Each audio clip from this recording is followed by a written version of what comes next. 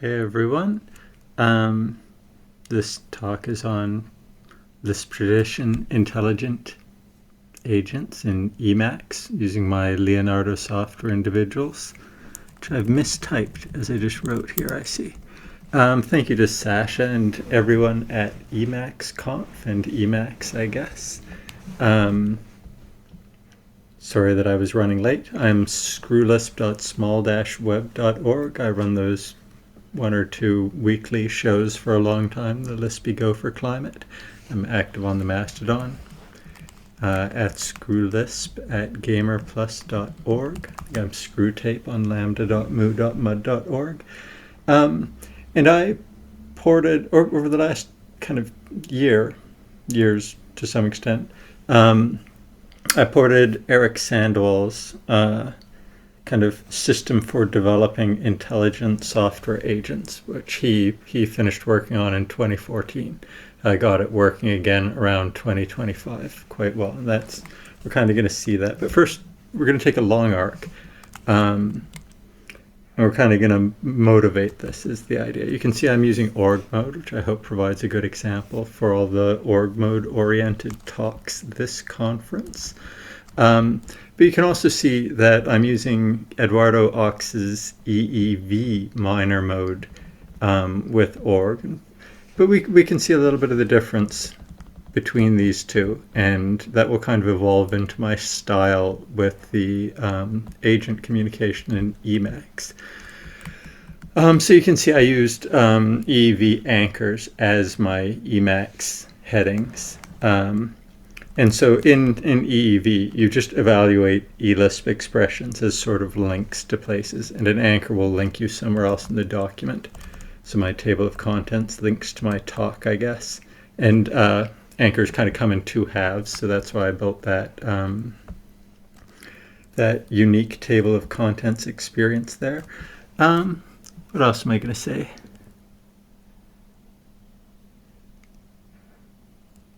So first, let's just do some totally normal computing, because intelligence is going to be difficult to describe, so let's just try and compute normally in Emacs in org mode, and then segue more so into EEV. And then maybe I would like, if an agent was intelligent, I would think that an intelligent agent would do something like what I'm doing. It should be recognizably similar to what I do myself. I don't think the word intelligence is relevant if it's if it's not related to something I'm not familiar with.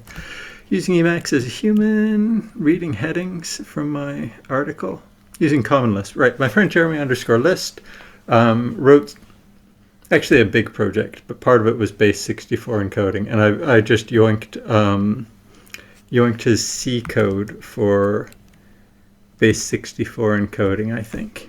So this is just clearly some C base64 encoding. If you go to my blog, his project is actually a C++ project, and you can see me doing this with C++ rather than C. But basically you can go to my blog articles if you want more detail to read something maybe instead. And then here's some embeddable Common Lisp, Jack Daniels, ECL, ANSI Common Lisp compiler, I guess. This is just what it looks like. You can see I'm using org mode, trickily, using no web to put the lines of the C source block. In this one, we're tangling it to this file rather than evaluating it. So, literate programming, tangle and weave. We're just using org mode like the other org mode people are all showing us this conference, I guess. Then we have to compile it. It's always hard to remember these invocations for me. Results file. The file is my FAS file, because the way ECL's C and C++ integration works is that it just has to be seen by the by compile file in Lisp. I cached this earlier. Oh, I should actually start Lisp, actually, shouldn't I? How are we going to do this? setq inferior Lisp program ECL. We could slime. Because we better actually load this. I kind of did a dry run before. I think we can just load this, because I already did it. But I cached it. let's nuke the cache. Okay, I'm going to say that that probably worked. Now, as you saw, that base 64 encoding was just, I guess, number to character code to other character code. So I wrote this higher level Lisp one, but it's not really the point. Obviously, Emacs also has base 64 encoding. It's just a point that we might have C++ and C external programs that we'd like to be integrating into our Emacs agents capabilities. Here we can see a normal named org mode source block that calls that function, then an org mode source block that calls Emacs's base 64 decode as a way of validating it, I guess. Go to org, so we can see I have a named call to that function calling the Lisp function. You know, org is just kind of like this. It's cached, but I don't seem to have run it before. Then I do the Emacs decode. So if we just run this using Control-C, Control-C, and we can kind of see what org mode is like a little bit here. All right. Yes, so as we can see, oh, hang on, let's run this as well, actually. Yep, so the C embeddable common Lisp base 64 encoding gets us this, and then Emacs is decoding and gets us back, kind of validates it. I think I'm missing some things, like I don't pad characters out to the correct byte lengths, that kind of thing, but it's fine. And then I kind of contrast that to, I really like what my friend mdhughes.tech calls, game dev of the ages, calls REPL-driven development, which he says is kind of the opposite of literate coding. And I think EEV is a little bit, at least for me, is kind of like REPL-driven development. So in EEV, if you just press F8, the thing happens. And if it's a red star line, the thing is an Emacs Lisp thing, and otherwise it goes to the EE pitch target. So if I do this, great, now I'm pitching to that slime REPL ECL I made. And then I pressed F8, pressed F8 again, the string got coerced to a list, F8, now it's car codified. This, I quite like this, because this looks like something I can do and understand doing and reason about doing. And I kind of form a command to send from Lisp to Emacs. Then I do it, and I recover the string from the beginning. I guess I had one of these here. Oh, by the way, look at what org mode did with an EEV source block. And then when I close the source block using Control-C apostrophe, it brings me back to the org doc, which was a cool synergy between the EEV minor mode, and EEV source blocks in org mode that I noticed. And so I kind of want my agents to be like this EEV usage. Clearly, org is super powerful, but I don't even like writing calls like this, where you write the function that will happen last first, and then so you're kind of writing right to left, first to last. Whereas in REPL-driven development, I guess I'm writing top to bottom, and EEV kind of, I guess, executable logs are logs that are like that. So I kind of like EEV's view for reasoning more than org's Tangle. Obviously, Tangle is trying to do tricky things, but maybe they have different specializations, and EEV's one is more close to my own version of intelligence, maybe. Software individuals using EEV in Emacs like a human. Yeah, you can always visit my blog posts for more detail. Right, I made a CLOS object in Common Lisp to wrap doing this. It's not really the topic. It's in the appendix somewhere if you need it. So I've just executed that. You can look at the appendix in your own time. Jumping over to actually starting our hypothetical intelligent agent. Kind of, I guess we're doing EEV here. So if we open this, press F8 a bunch of times. Oh, and if you were cloning it yourself, I guess that's what you would do. Set Q E pitch buffer name. Oh yeah, if you went to e-pitch shell and then came back, you would have had to do that, but I didn't, so I didn't need to. Sandoval's style is to use relative paths to tell which agent is acting inside a software individual, remembering a software individual is potentially a bunch of agents. And we load, so one individual, all the agents in each individual share a kernel. So only one agent in one software individual is active at any given time, but the agents are separate. They just all have to share the kernel resource, which is the remus agent. Oh, I got rid of this. And start this CLE is the thing. Oh, I did need to have an EmacsConf knowledge base. Well, let's just keep e-pitching for a little bit. So I think I made, I'm going to call it EmacsConf KB. All right, that looks likely. And I think that the agent, I can check this. I could have checked that.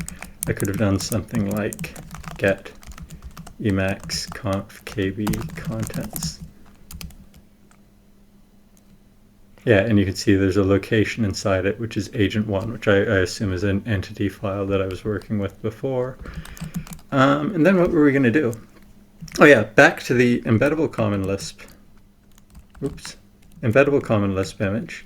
So if we, I guess, press our button back to there. And so my idea is that for an Emacs agent, basically I'd like to have an Emacs list, Emacs Lisp list, and just when stuff gets into that Lisp, the agent, which is always running, but running slowly, will incrementally just do the stuff it finds in that list. Populating that list probably gets into stuff like your beliefs, desires, intents framework and those kind of well-known and well-studied algorithms. That's not the point here. I just want to have a list in Emacs that my ECL, I'm just going to run a loop in ECL, and the ECL is going to keep sending anything it finds in that Emacs Lisp list to the software agent. The agent is also in Emacs, so it would be able to populate its own list itself if it had an idea of like evaluating desires and chances to improve whatever it wants to improve and chances to avoid whatever it wants to avoid. Yeah, we talked a little bit too much. Let's just start this. Sorry that I'm manually setting up my screen. Then let's put CLisp over here. All right, we could kind of work with this, right? This loop isn't very important. It's just a common Lisp loop. I copy my friend JMBR's style of using Lisp machine style keyword arguments instead of symbols like CL loop. The compatibility thing in Emacs Lisp does. I'd never initialized that. Well, let's do that.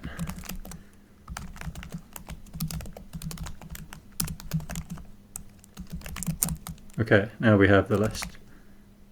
And just every 30, let's turn it down to every 20 seconds.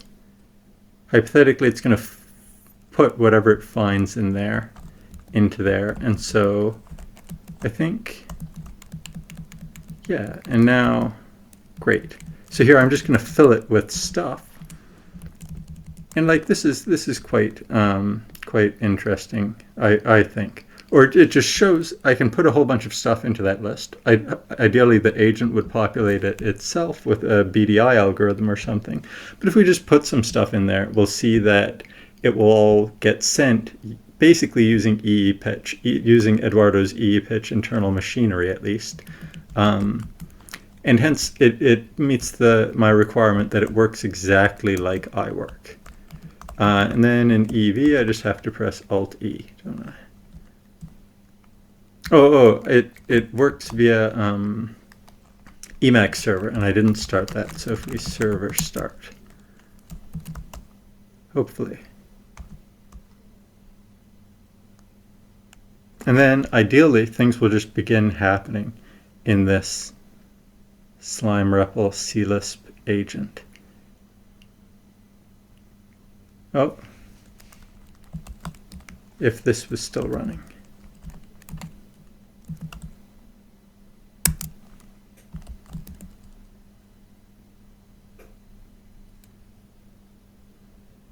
okay, well, we got at least one, but hypothetically lots of these will happen. So show agent, I guess, happened over here. I put a whole bunch of sleep fors in because I thought that going slowly would make it seem more human. I guess like I saw in Eduardo's talk last year, which is where I learned about EEV. The system is a little fragile. Oh, okay, you see. Yeah, because hypothetically we have a whole bunch of agents. And so I guess every time it gets sent, it checks that we're in the right agent. And it's not actually just sending a string, it's sending a sequence of string actions over there. And so we see Emacs Lisp hypothetically put, I guess it put this foobar baz into an entity, message1, which should be of type message, I guess, conceivably. I forget if I set that up earlier. It's in the appendix somewhere. And then it just did a sequence of actions, which was really just one action of showing that. And then I called base64 encode on message1, which I believe will have set message1 encoded. Can I check that manually while it's happening? Oh, disaster. Well, that's what it should have been.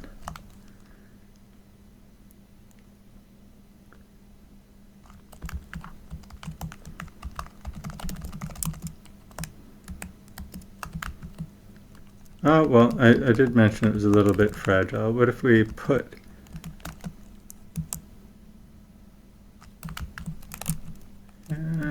can we kind of rescue this? I don't want to try redoing this. It's slightly fragile.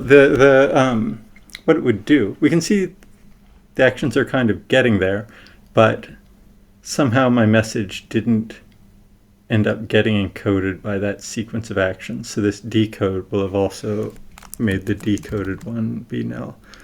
Let's just do it manually. Should have worked. B64 encode, which calls out to Emacs to get everything actually done. I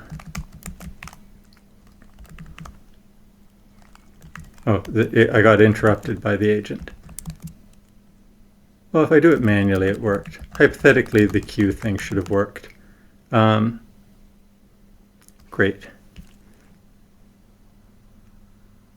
Well, it was. You can see it's kind of working. Could be more robust. The reason is that I think what I did is a bit fragile, but the intent is that FIPA, Foundation for Intelligent Physical Agents standard, SL standard, kind of has tools for reliability through repetition and checking outcomes and that kind of thing. And so I would use those. So I'm not putting too much work into being ultra reliable right now, but it kind of worked. We saw, I guess, at least Embeddable Common Lisp believed it used Emacs client externally, asynchronously, to send these to Emacs. Within Emacs, I put a whole bunch of sleeps into its thing to make it look slow and human-like. Kind of happened because Emacs's model is that it's kind of single-threaded. And can I just...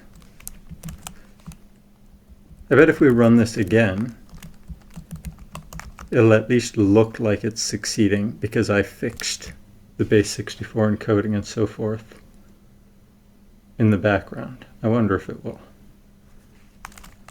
In the meantime, let's wrap up this talk to some extent. Then I'm just kind of saying what I'm expecting to happen. I took out next action. Originally, I was keeping the list inside of the agent. Then I decided to keep the list inside Emacs because I have kind of first class. Emacs is my IDE, so I have better access to what's going on in my IDE. Then I wanted to talk about intelligence a little bit in whatever my remaining time is. Just have these great bullet points of Nosredna Idudge and Eric Sandoval. So Nosredna Idudge, when she was on the show quite a long time ago, she asked what I mean. I keep describing things as expert systems, and she wanted to know what I meant when I said expert systems. And I gave her a Lisp software example, and she said she personally wrote that software in the 80s. that I was referring to, and she wanted to know how it was an expert system. What I mean when I say expert system is a system that works kind of like I do and EEV's EE pitch does. It's where we can really reason in a very human relatable way about what the inputs to the program is, and also a program should be exposed to other programs in terms of like a well-structured transfer of knowledge as inputs, and it should have a well-structured transfer of knowledge kind of outputs. I don't know why this B64 encode message wasn't working. Then we kind of faked it into working. Well, it's going to be embarrassing for me if anybody watches this. Oh yeah, so Idaj's thing, and then I was going to also build that into Eric Sandwell's one, where so this is my vision of expert systems as kind of maybe this is an important general style. This is associated with Lisp, same as the Lisp editor Emacs. So Eric Sandwell's description of intelligence was that his grandchildren were intelligent. So if we had software agents that were intelligent, this would be true if and maybe only if they were similar to his grandchildren, who were a good reference for intelligence. And the grandchildren live for a really long time. They kind of learn gradually. They don't run on GPUs for a few minutes and then get thrown out forever, something like that. And so this is the kind of vision of, I guess, the Leonardo system software individual stuff.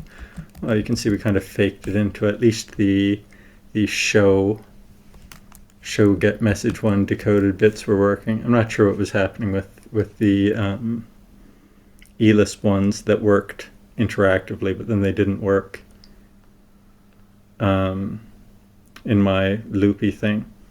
Oh yeah, and then so I mentioned thank you to Sasha at the start of this talk, and so Eric Sandwell's emphasis that you'd really like intelligent software agents, Leonardo system agents, to be like your grandchildren.